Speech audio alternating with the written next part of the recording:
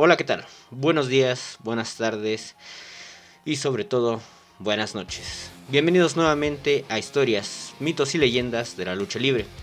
El espacio donde las máscaras guardan secretos, las arenas esconden silencios y las sombras del cuadrilátero se mezclan con las de la vida real. En el episodio anterior, exploramos cómo la pasión, el sacrificio y el misterio forman parte del alma de este deporte. Hoy continuaremos ese viaje adentrándonos en tres historias que muestran el lado más oscuro y humano detrás del espectáculo. La primera, sobre una mujer cuyo pasado en el ring se mezcló con una serie de crímenes que estremecieron a México, la historia de la Mataviejitas. Después, entraremos a una de las leyendas más inquietantes del Pancracio, el supuesto pacto de la muerte de los integrantes de la Ola Blanca. Una historia que ha pasado de boca en boca entre luchadores y fanáticos. Y cerraremos con una historia real de dolor, resistencia y redención. La del albergue, la gran familia y la luchadora Estrellita. Una mujer que transformó su pasado más oscuro en fuerza sobre el ring. Prepárate, porque en la lucha libre no todo ocurre bajo las luces. Algunas historias viven entre las sombras.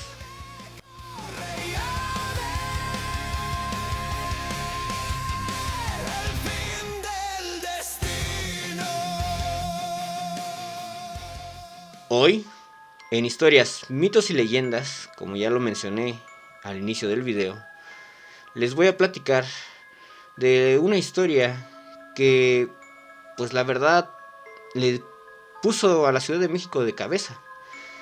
No voy a adentrar mucho en el detalle, pero sí tenemos que hablar de esta historia. En la Ciudad de México, a finales del siglo XX y a principios del siglo XIX, una serie de crímenes puso en alerta a la capital. Víctimas ancianas, halladas muertas en sus casas, sin señales claras de robo forzado. Los medios bautizaron al responsable con un apodo que heló a la gente: la Mataviejitas. Hoy vamos a contar la historia real y documentada detrás de ese nombre, Juana Barraza Samperio. Juana Dayanara Barraza Samperio nació el 27 de diciembre de 1957 en Epazuyucan, Hidalgo. A lo largo de su vida, acumuló trabajos informales y padecimientos personales. Diversas investigaciones periodísticas y documentales reconstruyeron una infancia marcada por pobreza y violencia familiar. Esos elementos aparecen en múltiples crónicas como contexto de su vida. Entre finales de los años 90 y a mediados de los 2000, en la zona metropolitana de la Ciudad de México se detectó un patrón. Mujeres de edad avanzada, que vivían solas, fueron encontradas asesinadas en sus propios domicilios. En muchos casos, el agresor ingresó con la confianza de la víctima. El modus operandi, relatado por autoridades y medios, incluyó el uso de engaños para ganar acceso y violencia por estrangulamiento o golpes. En ocasiones, con objetos como un estetoscopio. Por años la investigación estuvo complicada, testimonios variaban y muchos describían a un agresor con apariencia masculina, lo que llevó a hipótesis iniciales equivocadas. La policía trabajó con retratos hablados, perfiles y pruebas forenses. El caso adquirió amplia cobertura mediática y social por la vulnerabilidad de las víctimas y la repetición del patrón.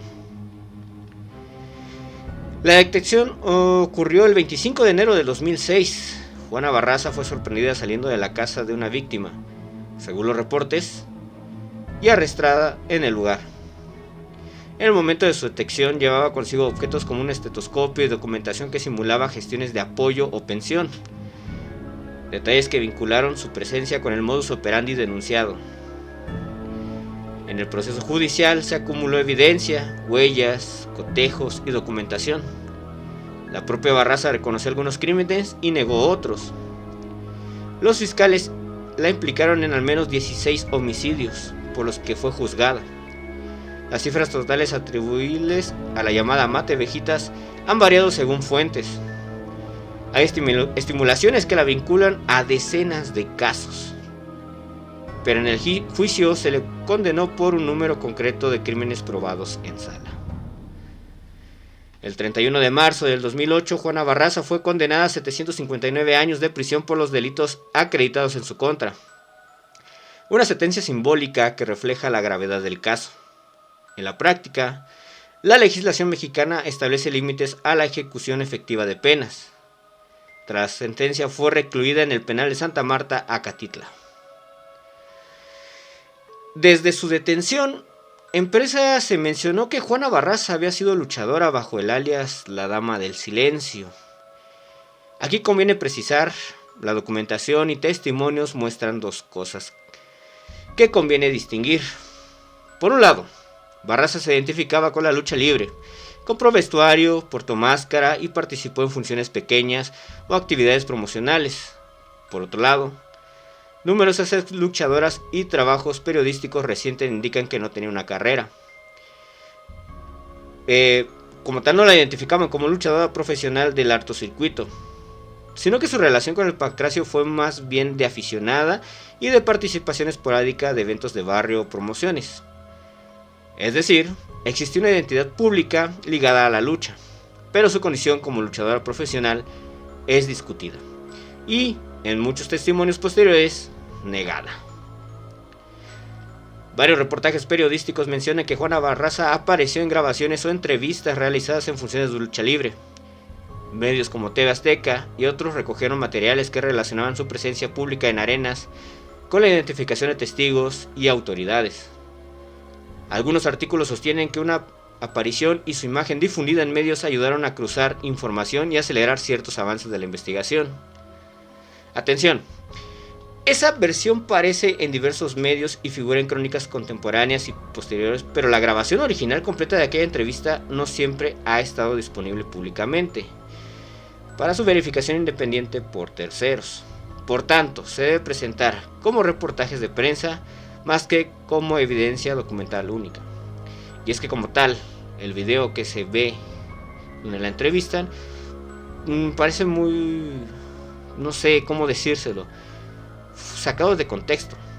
Es ella, es Juana Barraza, a ella se le entrevistó, pero nadie la había identificado hasta ese momento. Había retratos hablados, incluso había un busto de lo que probablemente podría ser la persona involucrada, pero en realidad nadie lo tomó en serio hasta que fue capturada y se le relacionó. Les dejo aquí el video o el fragmento del video para que dejen sus conclusiones. Yo soy la señora Juana Barraza Samperi. ¿Ruda o técnica? Ruda de corazón. ¿Y dónde es más ruda, aquí o en casa? Pues en los dos lados. En años recientes han surgido entrevistas desde prisión y documentales que repasan el caso con el acceso a expedientes y testigos. Uno de los trabajos más difundidos fue el documental La Dama del Silencio, el caso Mataviejitas, de 2023, que revisa archivos judiciales y memoria mediática. La propia Barraza ha ofrecido versiones contradictorias en entrevistas posteriores, a veces declarando la inocencia sobre parte de lo atribuido. Todo esto alimenta la discusión pública sobre el caso y la memoria colectiva. Juana Barraza, la Mataviejitas, es un caso complejo, conjuga violencia real y probada, contextos sociales duros y una enorme carga simbólica construida por los medios. Al narrarlo hay que separar lo comprobado, detención, juicios y condena, de las construcciones y rumores. Alcance total de víctimas no probadas en sala, participación profesional en la lucha libre, versiones mediáticas puntuales. Si vas a contar esta historia a un conocido, toma en cuenta que algunas versiones podrían cambiar o no concordar. Por lo que no me queda más que decir que se agradece que ya no esté en las calles. Juana Barraza, la Mataviejitas, seguirá encarcelada y se convertirá en uno de los mitos y leyendas dentro de la lucha libre. Ahora, en historias, mitos y leyendas, repasaremos una historia que podría también caer en lo especulativo, en no saber si es cierto, ya que hablaremos del pacto de muerte de la Ola Blanca. En la historia de la lucha libre mexicana existen pactos de rivalidad, traición, pero también de hermandad. Una de las más fascinantes leyendas que cruzan los límites del mito, habla de un compromiso hecho entre dos gigantes del ring, El Solitario y Ángel Blanco. Dicen que hicieron un pacto de muerte, que el primero en morir regresaría para contar al otro cómo era el más allá. La Ola Blanca fue una de las formaciones legendarias del pancracio mexicano, compuesta originalmente por el Ángel Blanco, Dr. Wagner y El Solitario. Época de máscaras, noches de honor y combates memorables. El Solitario, Roberto González Cruz, era un luchador admirado por la máscara dorada, su presencia escénica y técnica.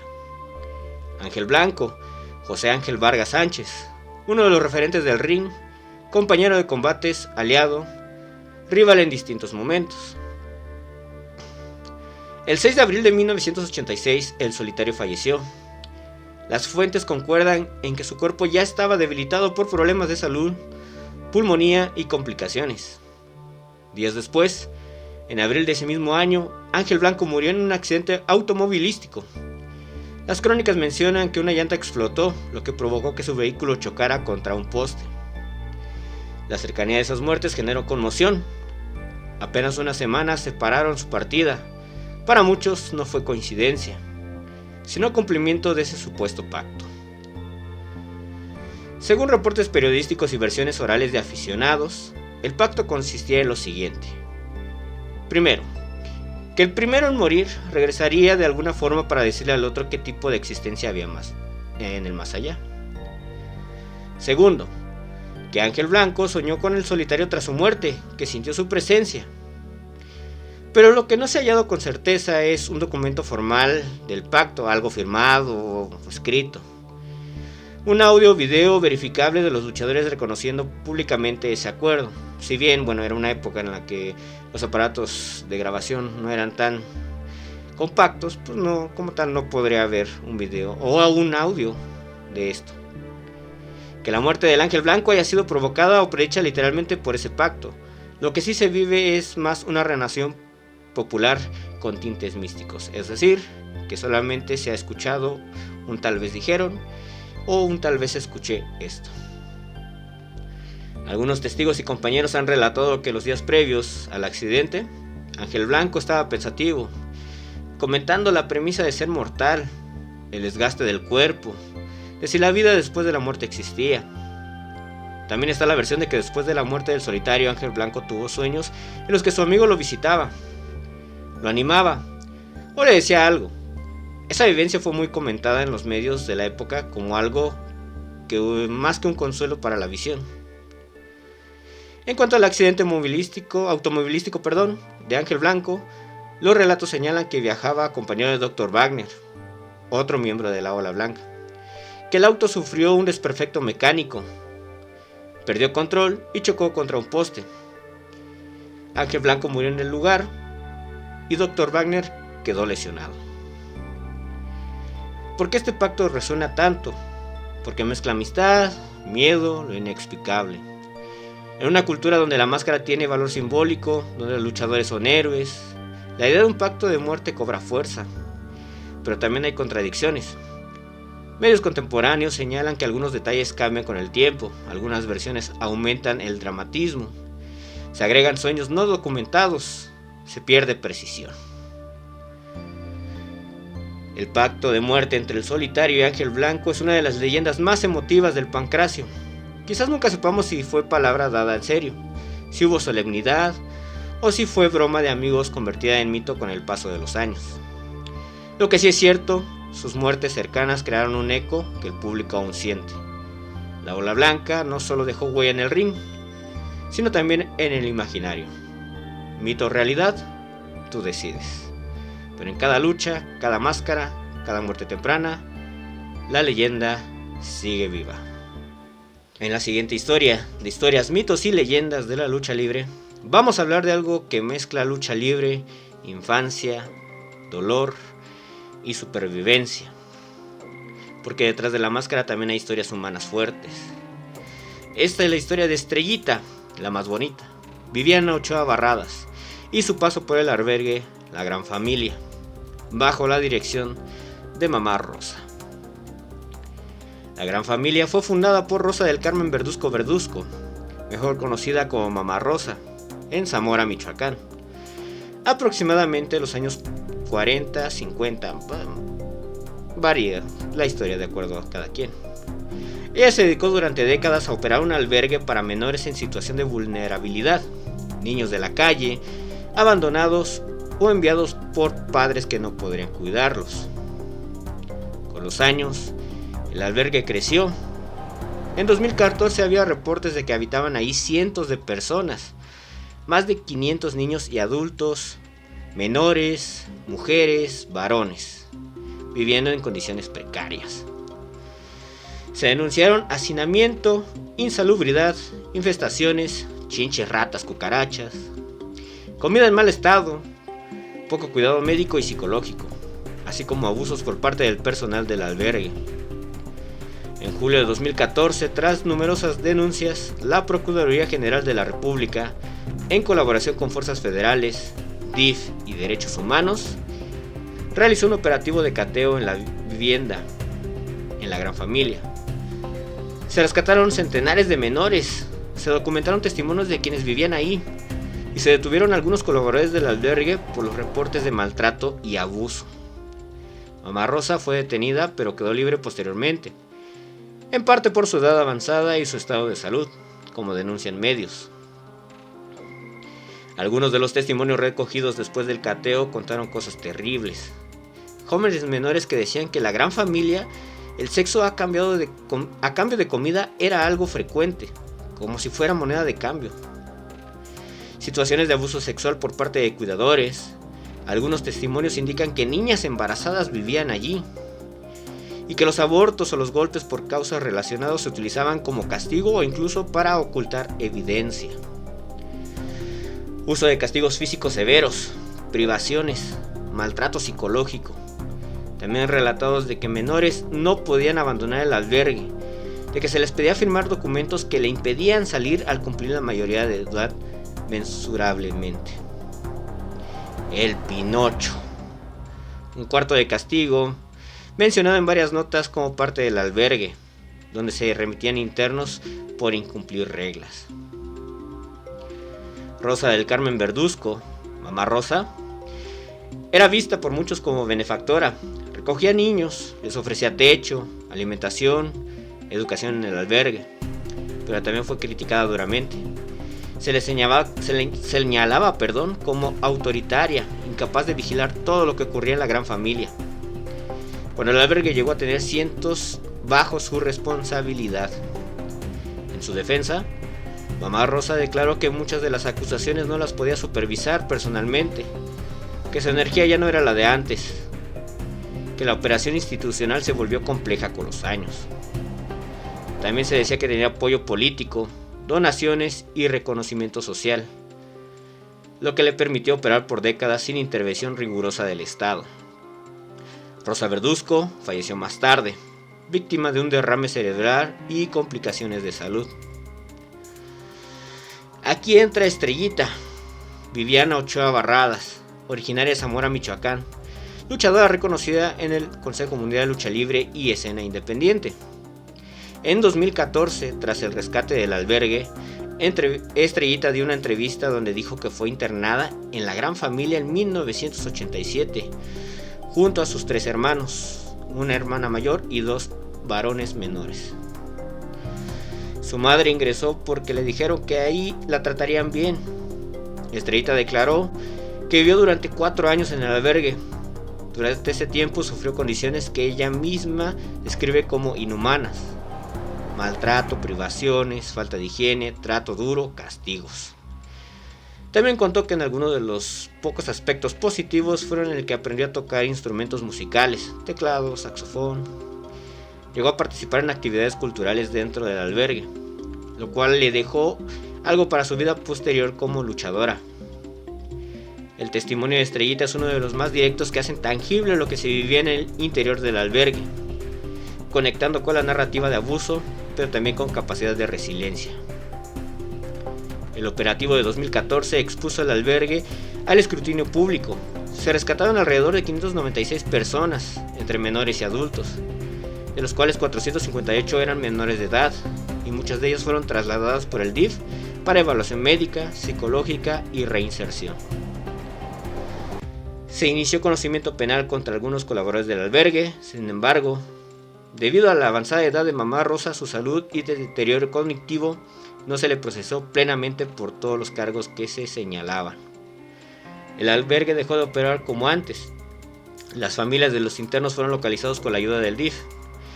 Personas internas fueron reintegradas en lo posible, aunque muchos relatos quedan todavía sin resolución jurídica ni reparación total del daño.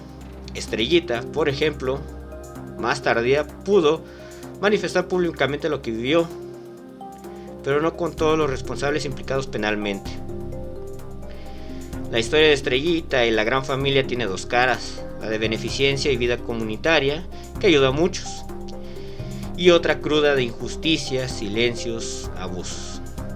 Estrellita es un ejemplo de resiliencia, salir adelante desde el lugar terrible convertido en fuerza, usar la lucha libre para mostrar que la historia no determina quién eres.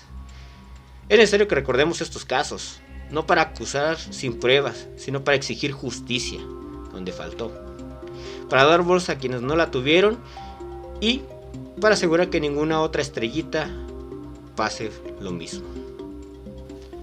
Te agradezco mucho que hayas visto el video de historias, mitos y leyendas de esta semana. Contamos dos historias de crimen real y uno un poquito, digamos, paranormal.